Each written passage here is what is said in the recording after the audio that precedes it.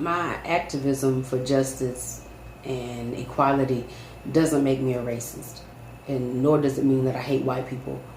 But someone had the audacity to call me a racist because I speak out against the bigotry, the racism, prejudice, and oppression. My advocacy and activism have never suggested any such thing. I'm far from being a racist, but even farther from accepting it passively. I'm called lazy because I don't want to work for free, and I'm a racist because I speak out against oppression and ignorant for whatever reason. But last I checked, I have a bachelor's degree, a master's degree, and I'm all but dissertation for a PhD. So who's really racist? Who's really lazy? And who's really ignorant? Not me. You know, and even considering the benefits that come along with being born with less melanin, if I could go back and be born again, I would still choose to be me exactly as I am. I love being kissed by the sun, but yet and still you want me to hate myself for the very thing that you live and try daily, tanning yourself to become. You hate me, and you want me to hate myself because I have what you want naturally. It's not going to happen. But anyway, I digress. Do you see the swelling support for a cold-blooded, cowardice murderer while we can't even do the same for the victims? This idiot and his family may never have to work again in their life because of the blood and suffering of 9 God-fearing innocent people because of the millions in donations for a murderer. But oh, when the tides turn. While the media and the system are, looking at this murderer as if he's a little kid, but he's a grown man and should be treated as such. But no, he's mentally ill now for exoneration purposes. But when he perpetrated this racist and terroristic act of cowardice, he was cognizant and in control of every faculty. Racism is not a mental illness. It's pure hate through and through. Only in America can you get paid millions of dollars to kill black people, and yet the system will say that it's not full of racism, oppression, and bigotry. Apparently, injustice and racism are just and fair as long as those receiving it don't complain about it, because that makes us racist. I'm sorry, but I refuse to sit idly by. No, correction, I'm not sorry, but I refuse to sit by and just accept it passively and silently. I can't do it. I refuse to sit and just accept foolishness and allow it to continue. While we have the Ku Klux Klan who claims they're Christians, but I don't know about y'all, but the God they serve is apparently not the same God that I serve. My God is omnipotent. My God is omniscient. And my God is omnipresent. And one day they will taste his wrath. If God is love and you claim you have God, but you hate people, I beg to differ. So stop lying. You don't have God. And it's going to be a sad day when some people stand before God, and they're thinking, I've made it in, and God says, bind them hand and feet and cast them into the lake of fire. And only to turn and ask God, why?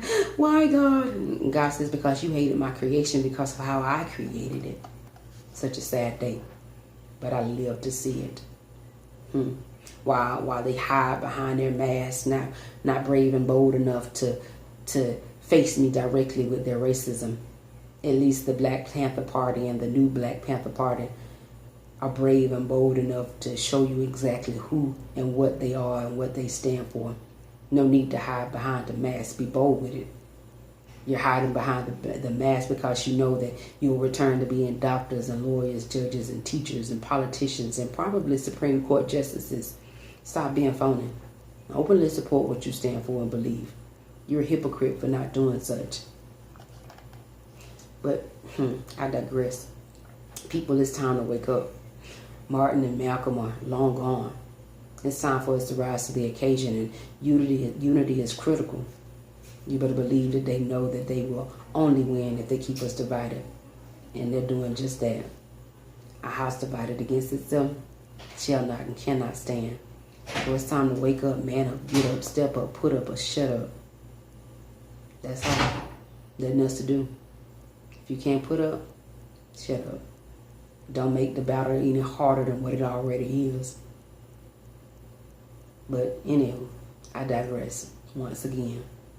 This man gets $4.2+ million for killing 9 innocent black people.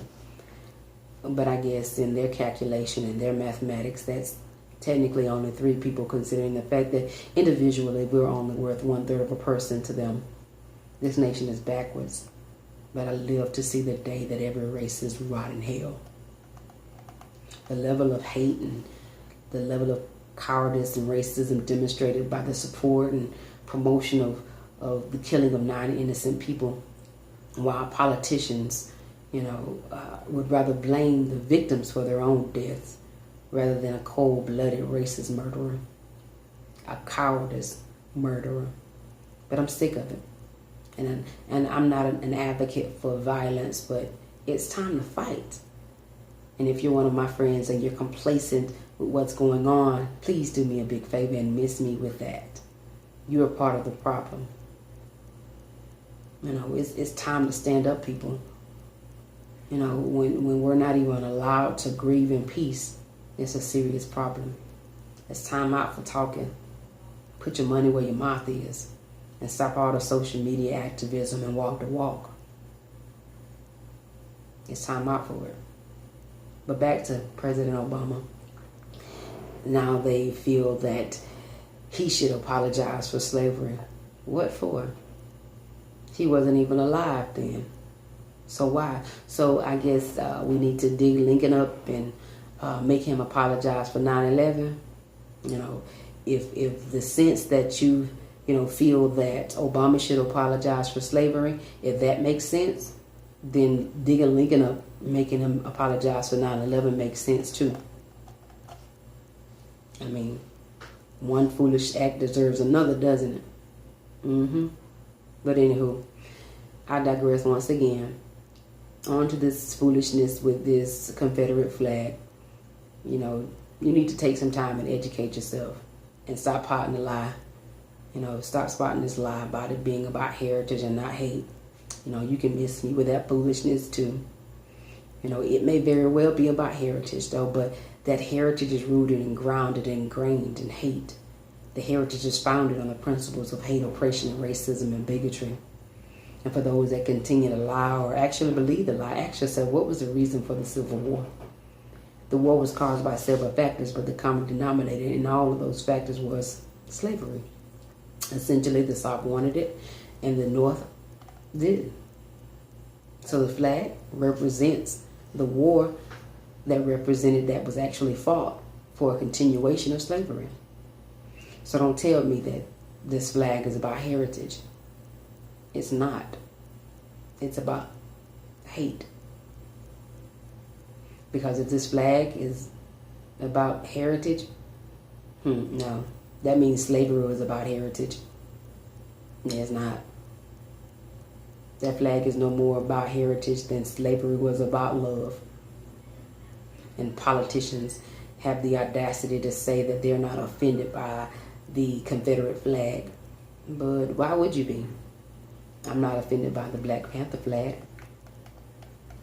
But in the end, this nation was built on the blood, sweat, and tears, and the suffering and hard work of my African ancestors. And it was stolen from my Native American ancestors. So in fact, America, you're no more than a murderer and a thief. And you continue to spout pride because of the actions and mutilations and oppression, racism, and murder. Yet you have no room to issue any sanctions on any other country if you can't first acknowledge your violations against humanity. But what they fear most is a black man or a black woman with their own mind and control of it. But if the the playing field was level and the system was fair, my God, we know we would be so much farther off, so much better. But you'd rather make the field, level in your words and claim that it's fair and spot that lie and blame failure and lack on us, all the while you've been given a 50-yard jump start. But you aren't man enough to admit it. I love the Lord and I believe in the power of prayer, and I have faith to believe that prayer changes things, but at the end of the day, faith without work is dead. And it's time for us to put some work in. Everybody is waiting for the next Martin or Malcolm to arise, or nobody is working. And if everybody continues to wait and nobody's working, nothing will ever get done. Racism is woven into the very fabric of this nation. It is intertwined and ingrained in every policy, law, and action taken by the system, founded upon a lie which we're forced to believe and accept, though every single person dead and alive knows the fallacious nature of the system. It is unfortunate that we can't systematically and forthrightly acknowledge the lack of justice and equality in this nation. The facade and the charades have gone on long enough. Call a spade, racism, injustice. The United States aren't united, but not just divided by geographical parameters, but rather by hatred, bigotry, racism, sexism, and injustice. How can I pledge allegiance to something that doesn't really stand for what it claims to stand for? The Republic for which it stands is not under God, at least not the God that I serve, as you've taken him completely out of the picture and placed him in a corner against the wall. Under God only in words, but your actions beg to differ. How can you say that this nation is indivisible, but you intentionally and systematically divided and dissected with your unjust and inconsistently applied laws that target one class of people and allow and promote a division of class and gender and race, while laws designed to make African American a permanent underclass? How can you stand there and spout your lies and say that this nation has liberty and justice for all, while liberty and justice are for sale to the highest bidder? While CEOs of major corporations spout racism from their positions, like Revlon CEO Del Ponte says he can smell blacks before they even walk in the room and says that we are dirty Americans. And we all need to introduce him to what the smell of lost revenue smells like. It's time for us to wake up because we've overslept. We've slept too long. We're sitting idly by while even the Fraternal Order of Police has stated that we best not even call them racist or we will regret it. What? Really? The police who swore to protect and serve? Really? They protect and serve themselves and themselves only.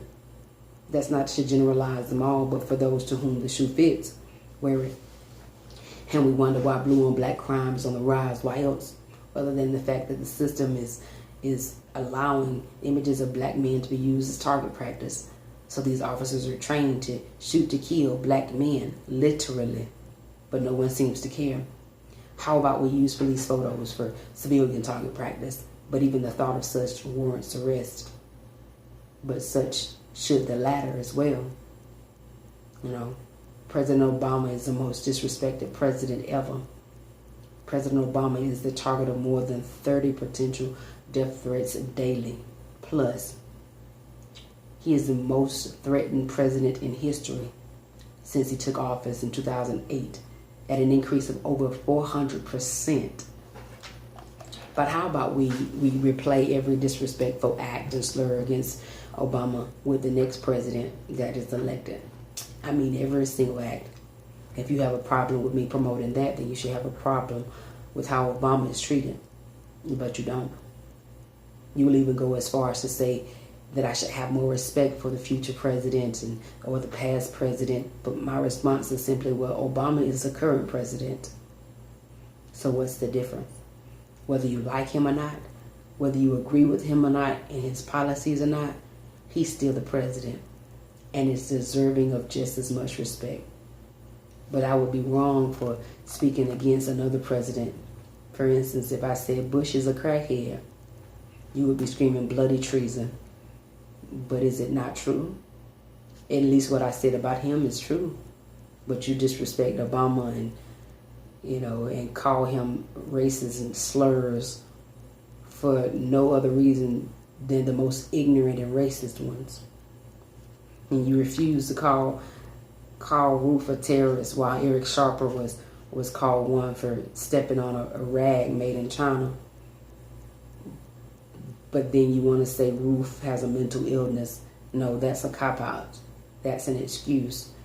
And we all know that excuses are tools of the incompetent, but I'm going to let you finish that statement. And Rick Santorum has the ignorance and the audacity to even open his mouth to say that the shooting was about religious freedom. How can that be? These victims were not out soliciting or pressing their religion on him. He voluntarily walked into their place of worship, their place of prayer and sanctity, their sacred place. But that's always the case. You're always trying to find a route which will support your flawed mentality and desire to not place blame where it is rightfully due. Just as in Trayvon Martin, it was all about Zimmerman's right to defend himself. But what about Martin's right not to be followed and pursued? What about his right to defend himself against a predator that was pursuing him? The rights of a black victim are of no consequence to the American injustice system. Emphasis on the injustice. And then we have Rick Perry, who says this was an accident. Really, Rick? So 9/11 was an accident too, I guess. Only in America can you admit to being a racist, and that you killed 9 people because of race and the desire to start a race war, and yet the system will refuse to call it a hate crime and terrorism. Oh, America. The first step to recovery is admission. And it's time for you to admit that you're racist and that your system of laws and rules and regulations and policies are all ingrained with racist underpinnings. But my people, it's time for us to wake up and free ourselves from the chains that bind us. The chains that bind us aren't physical, but rather mental. No one is forcing you into mental slavery. You're doing that yourself. Free your mind. But rather than being worried about the things that really matter, we're focused on LeBron, wannabe King James. But there's only one entity that I call King, and that's King Jesus. We're worried about Bruce Jenner and clubbing and decking out our rides and wearing the flyest shoes and clothes while no concern for 9 innocent lives are taken at the hands of a terrorist who the system and races are defending and praising as a hero. You say it's not you, but next time it could be you, especially if you don't rise to the occasion now and defend yourselves and your rights. I'm tired of being raped by the system, utilized and hated because of my skin, forced to internalize passivity because voicing my opinion is a deadly sin. I'm guilty of an offense that God created, being born black, and you want me to forget the wins, the hows, the wheres concerning slavery, but you dare not forget 9/11. Frankly, more people died in slavery than 9/11, so which is worse? Both are atrocities, but to many, slavery was a good thing. But you have the audacity to tell me that I shouldn't take it personal because it didn't happen directly to me. Well, neither did 9/11, but we took it all of us took it personal. So what's the difference? Slavery may not have happened directly to me, but the impacts and the residuals of it do on a daily basis. America, you're no better than Osama bin Laden or Hitler or Saddam Hussein. You're a predator and a terrorist. At least they had the balls to admit it. If you expect me to sit and just go with the flow, then you don't know my name is Justified. And at the end of the day, I will be just that, justified in everything that I say and everything that I do. I have a dream, but I've come to realize that it will not be manifested by passivity, but by any means necessary. It is a shame that America has a problem with me raising the issues, but doesn't have a problem with the issues themselves. How hypocritical and such the double standard. When you turn a blind eye to injustice, you are really saying that you agree with it, but you aren't bold enough to support it openly. If you're going to hate me, just be bold and brave enough to do it and admit it. Don't sugarcoat it. Don't hide. Don't front. Just keep it 100. And as the old Negro spiritual says, before I be a slave, I'll be buried in my grave. And the last time I checked, I was free.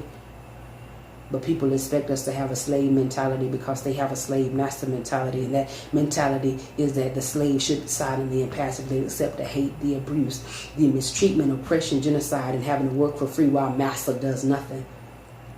When passivity is the expectation, anything else is an infraction or violation, then your mentality is flawed. It is unfair that I have to live in a constant state of fear, even though I don't bother anyone and I'm an upstanding citizen.